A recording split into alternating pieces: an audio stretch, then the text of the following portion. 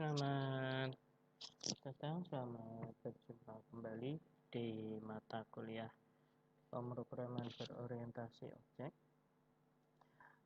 Untuk pertemuan kali ini, kita akan membahas bagaimana penggunaan sebuah objek pada Java atau yang ada di Java. Nah, dari kemarin kita sudah membahas tentang pemrograman berorientasi objek, ya kan? Sudah sering kita bahas objek itu bagaimana, kelas itu bagaimana, dan seterusnya. Nah, hari ini kita akan mencoba menerapkannya. Nah, jadi sebelum kita mulai, saya jelaskan dulu poin utama nanti di materi pada hari ini. Yang pertama, nanti kita akan membuat sebuah kelas. Nah, di sini nanti kelas yang akan kita gunakan itu adalah kelas penjualan. Oke. Nah, nanti di dalam kelas penjualan yang pertama kita akan deklarasikan variabel. Nah, di sini variabel yang dimaksud, ya kan, ini adalah variabel yang akan kita pakai nantinya. Oke. Nah,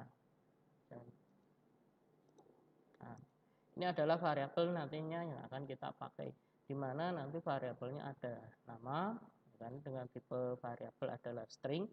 Kemudian harga, jumlah, dan total, ini tipe variabelnya adalah integer. Nah, kemudian setelah kita membuat variabel, yang kedua kita membuat konstruktor di sini. Nah, ini adalah objek kita, penjualan. Nah, di dalam penjualan nanti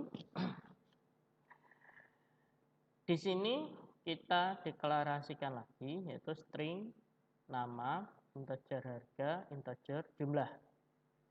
Nah, di sini di konstruktor penjualan ini nanti variabel nama, variabel nama yang dari nama ini kita akan isi dengan parameter. Ini adalah parameternya, parameter dari nama di sini. Jadi untuk penjualan, kan?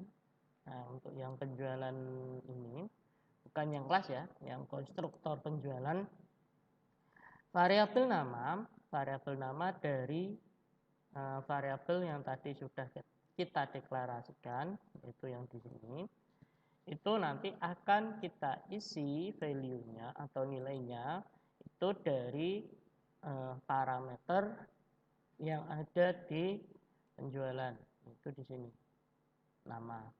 Harga, jumlah, itu pun sama, nanti akan kita isi dari parameter penjualan. Nah, kemudian kalau sudah, nanti kita siapkan satu lagi, yaitu untuk total. Nah, total ini adalah fungsi atau metode di mana isinya adalah harga kali jumlah. Itu untuk total, ini untuk penghitungan saja. Nah, kemudian nanti setelah itu kita buatkan objek untuk menampilkan atau view objek, view datanya. Nah, di sini public void tampil. Nah, kemudian sistem out println ini adalah perintah untuk menampilkan datanya. Jadi ada nama, ada harga, ada jumlah. Nah, tetapi di sini yang perlu diperhatikan, ini bukanlah perintah yang nanti akan kita panggil saat kita running. Jadi ini hanyalah bentuk modelnya ini, atau dengan kata lain, nanti blueprintnya itu ini.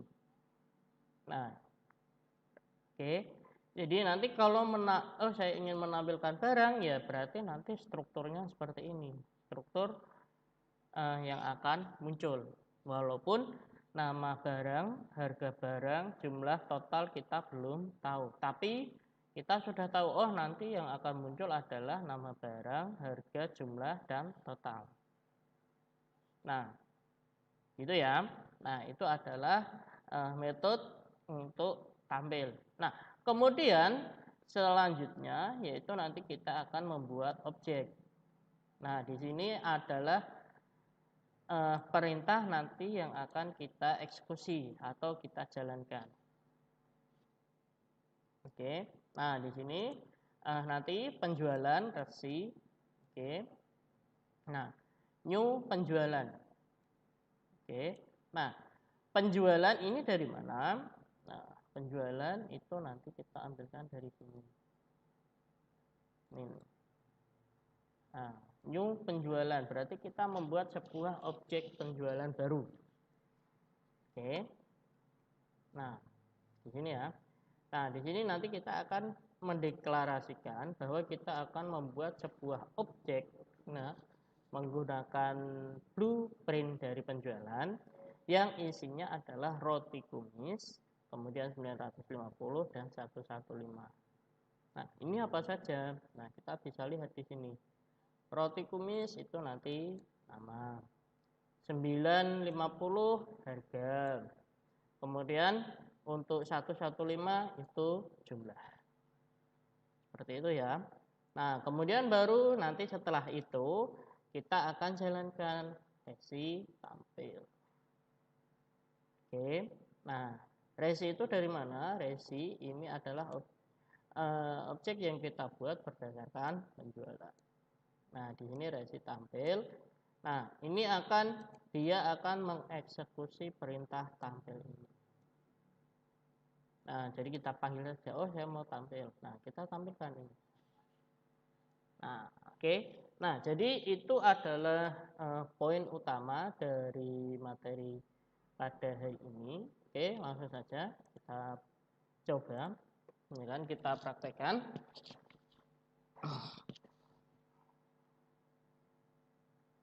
Yang pertama, kita siapkan dulu sebuah kelasnya, yaitu kelas penjualan.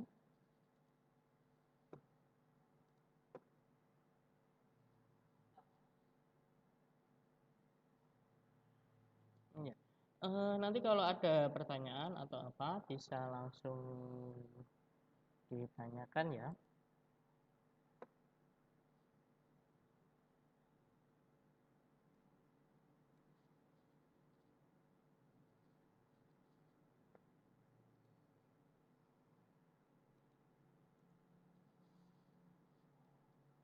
Oke, seperti ini ya.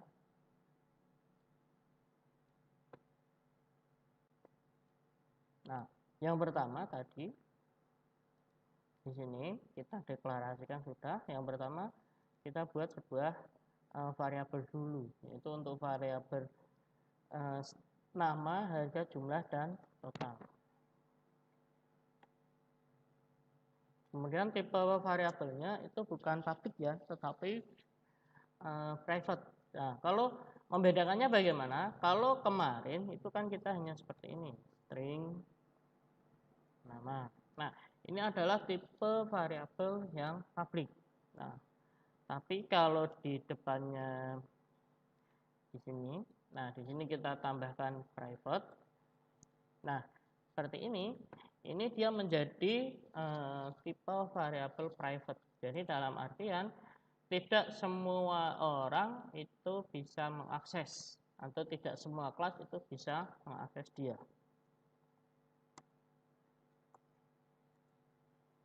Harga, jumlah, total. Oke, nah ini untuk variabelnya sudah kita buat. Selanjutnya yaitu nanti kita akan membuat konstruktor dengan parameter. Nah, untuk pembuatannya saya kasih keterangan ya.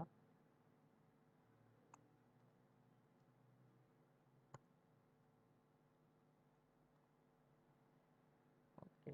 Nah, di sini public penjualan string underscore nama, koma integer underscore harga.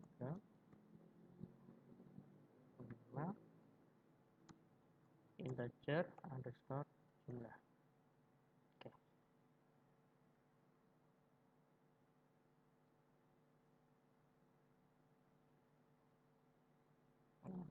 Oke, nah nanti di konstruktor penjualan ini di sini kita buatkan value-nya, nilai-nilainya.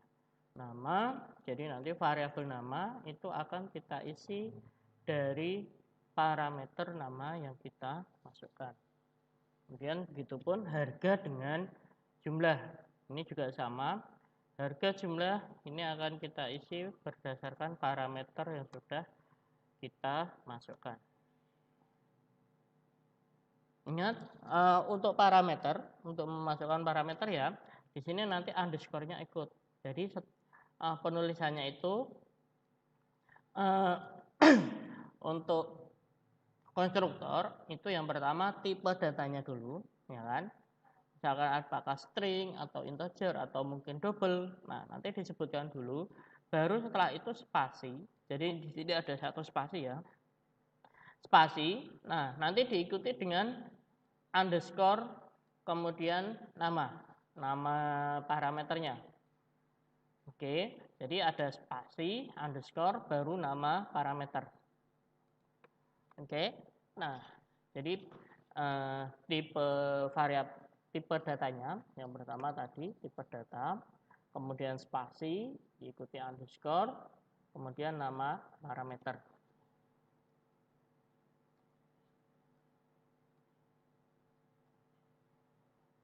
Oke, nah kemudian untuk konstruktornya sudah, selanjutnya yaitu kita akan membuat metode, ya kan, atau apa ya, perilaku, ya kan, metode untuk menghitung.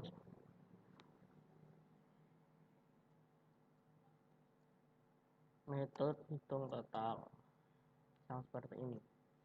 Nah, di sini kita buatkan dulu public integer total.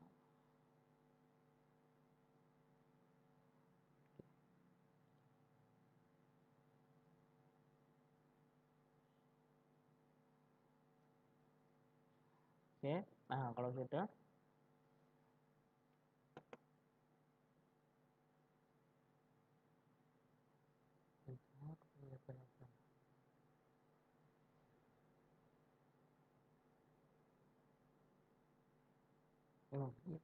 messing return statement, statement return. Oke, berarti nanti total itu sama dengan harga dikalikan jumlah. Oke, nah kemudian ini harus ada perintah return. Nah, jadi perintah return ini nanti digunakan untuk apa ya? Mengembalikan, ya kan? Di sini kan harga kali jumlah, ya kan? Nah, setelah sampai sini nanti sudah dihitung, dia akan mengembalikan ke fungsi total lagi. Begitu terus. Jadi nanti ini bisa perintah untuk menggunakan secara berkali-kali. Nah, baru setelah itu oke, selanjutnya yaitu kita akan membuat metode untuk menampilkan. Oke, tampil data ya. Tampilkan. Oke, nah sama public void main void tampil.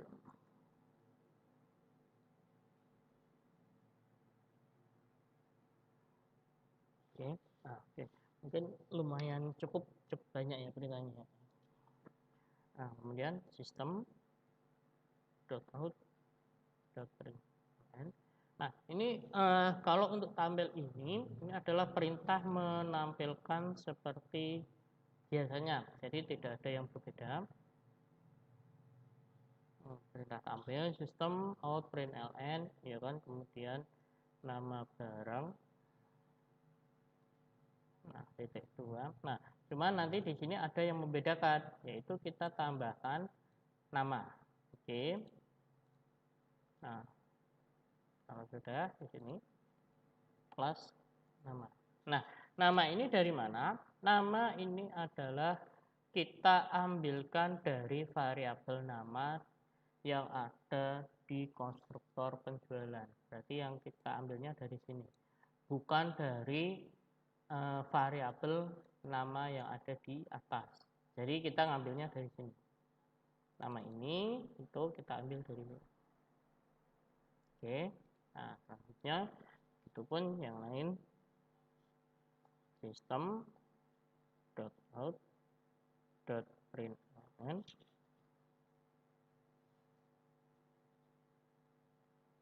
setelah nama harga barang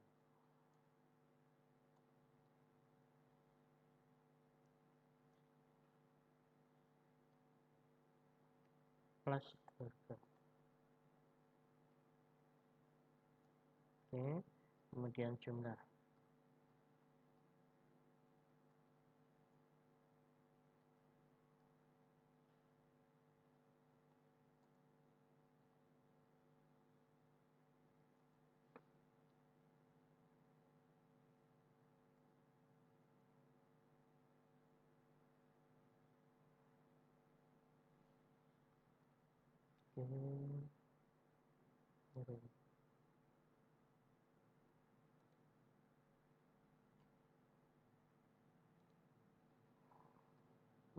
Sistem out println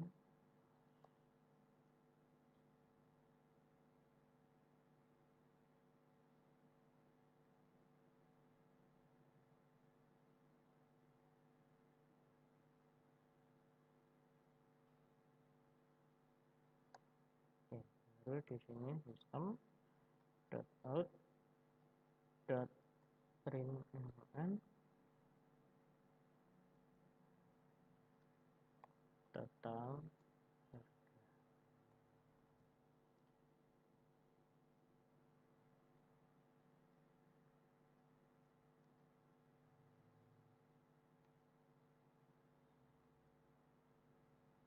Nah, di sini kalau tadi ya kan untuk nama harga jumlah ya kan, nama harga jumlah ini kan kita menggunakan variabel. Nah, untuk total ini kita tidak menggunakan atau kita tidak memanggil variabelnya, tetapi yang kita panggil adalah metodenya. Jadi yang kita panggil adalah yang ini. Kalau nanti yang kita panggil hanya total, dia nggak akan jalan. Karena untuk variabel total nilainya adalah 0. Nah, jadi yang kita panggil itu adalah metodenya. Gitu ya. Oke.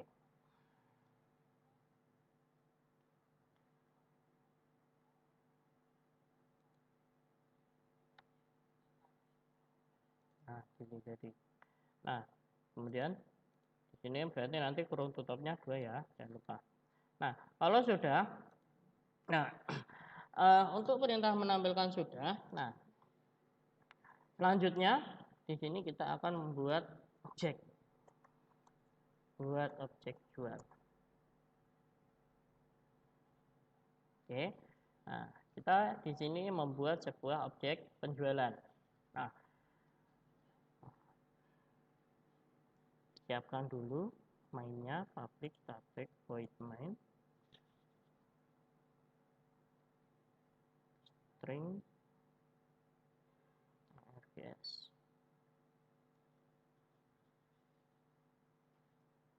Nah, baru penjualan si sama dengan new penjualan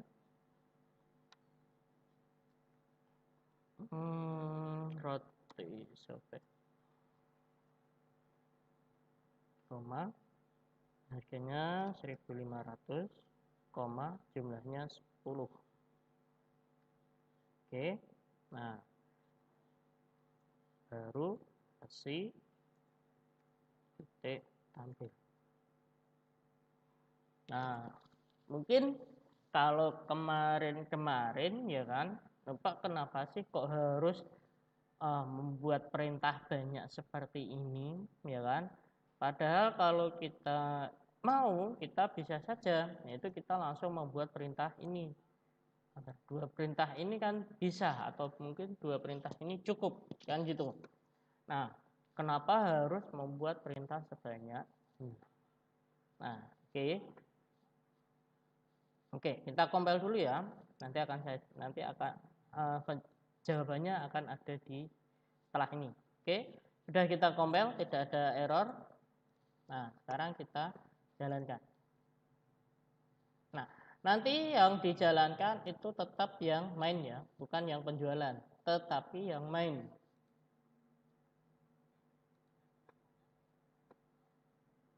Nah, nanti hasilnya seperti ini. Oke. Nah, ini untuk hasil ini ya pada dasarnya itu sama dengan praktikum yang kemarin-kemarin sudah kita tampilkan. Nah, kemudian keuntungannya apa? Kenapa harus kita buat seperti ini? Nah, di sini misal ini saya copy ya.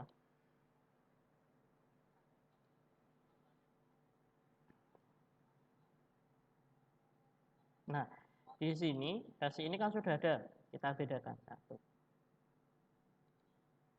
Nah, mungkin bukan roti cobek, mungkin apa ya? Roti tawar. Harganya misal di sini 3.500, untuk penjualannya misal 5. Nah, ini kita simpan, kita compare lagi. Oke. Nah, kalau kita masih menggunakan yang lama, berarti kan kita harus membuat ini lagi. Nah, tapi dengan yang baru kita cukup membuat, kita buat objek baru saja. Oke. Nah, hasilnya seperti ini. Nah, jadi kita lebih cepat dalam pembuatan. Saya ingin butuh menampilkan. Oke, saya panggil tampil. Nah, tampil itu di sini harus ada parameter. Oke, kita masukkan parameter. Jadi ini konstruktornya, ya kan. Kemudian untuk memasukkan parameter, ini untuk menampilkan apa yang sudah kita buat. Oke, biar ini biar ada beda atau ada jeda ya. Mungkin ini saya ubah. Ini ya.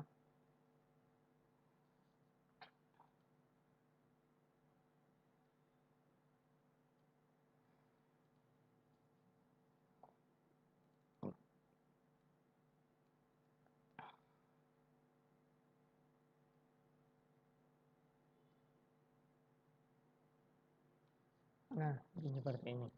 Oke, saya simpan dulu, kemudian saya compare.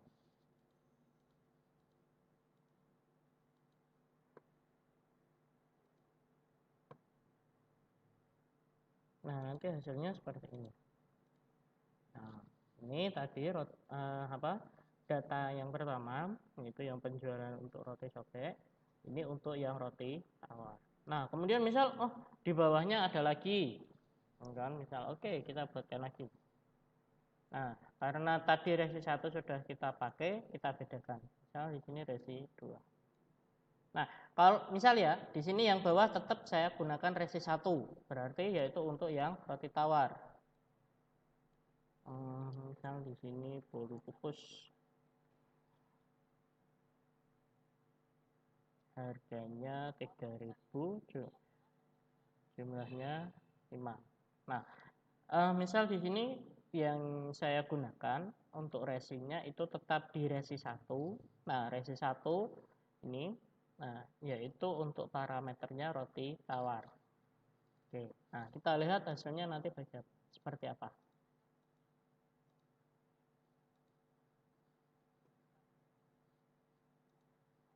Oke. Nah, nanti hasilnya, di sini untuk total harga yang ketiga. Nah, berarti yang untuk bolu kukus ya. Nah, bolu kukus dia tidak akan ditampilkan. Kenapa? Karena untuk perintah tampil untuk resi 2 itu belum ada. Tetapi yang ada adalah perintah tampil resi 1. Oke, yaitu untuk roti tawar. Jadi nanti di sini roti tawar dia akan muncul sebanyak 2 kali. Nah, kalau di sini kita sesuaikan misal 2.